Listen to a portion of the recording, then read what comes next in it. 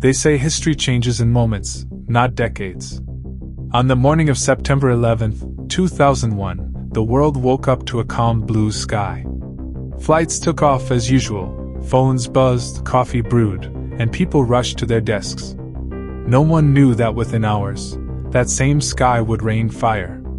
But here's the truth most don't want to face. 9/11 didn't just happen. It was allowed to unfold through a chain of human errors, arrogance, and missed warnings that were hiding in plain sight. The ugliest truth of 9/11 isn't buried in classified files or secret bunkers. It's the silence of those who should have seen it coming. In the months leading up to that morning, whispers of danger echoed through America's intelligence corridors. The CIA intercepted chatter about a massive operation inside the United States. FBI agents reported men taking flying lessons, men who wanted to learn how to steer, but not how to land. Their names would later appear on the passenger lists of the doomed flights. One memo was literally titled, "Bin Laden determined to strike in US."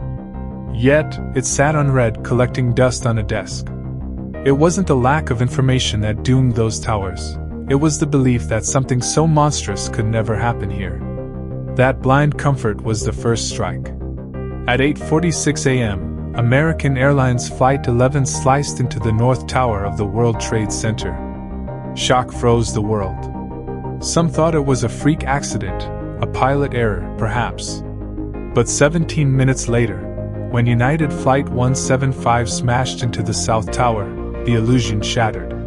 Live on television, people watched an empire of steel turn into a symbol of vulnerability.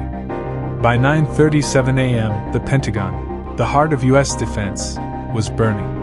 And at 10:03 a.m., ordinary citizens aboard Flight 93 sacrificed their lives to stop the fourth plane, crashing it into a quiet field in Pennsylvania.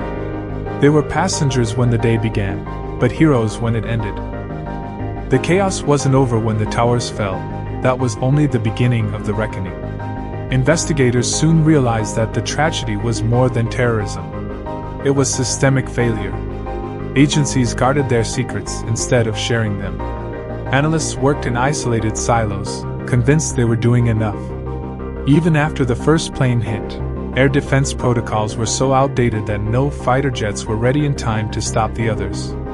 The 9/11 Commission would later call it a failure of imagination, but imagination wasn't the problem. It was denial, the kind that thrives when leaders think disaster only happens to others. In the years that followed, the world changed overnight. Airports became fortresses. Privacy became a memory. Entire wars erupted in the name of justice, costing trillions of dollars and countless lives. America hunted one man, Osama bin Laden, across continents, finally ending his life in 2011. Yet the victory felt hollow. The ashes of the towers had already settled deep into the global conscience. Everyone had lost something, not just lives, but a sense of certainty, a belief in safety. And that is the real, ugly truth of 9/11. It isn't just about planes or terrorists or smoke. It's about how easily systems fail when arrogance replaces awareness. It's about how silence can be louder than alarms, and how the greatest threat often hides behind our own disbelief. Even now, decades later, the question still lingers. If the signs were so clear, why did no one listen? Was it fate, or was it failure wearing the mask of fate? The answers are buried in the rubble, but the lesson remains. The moment we believe tragedy can't touch us is the moment we invite it to.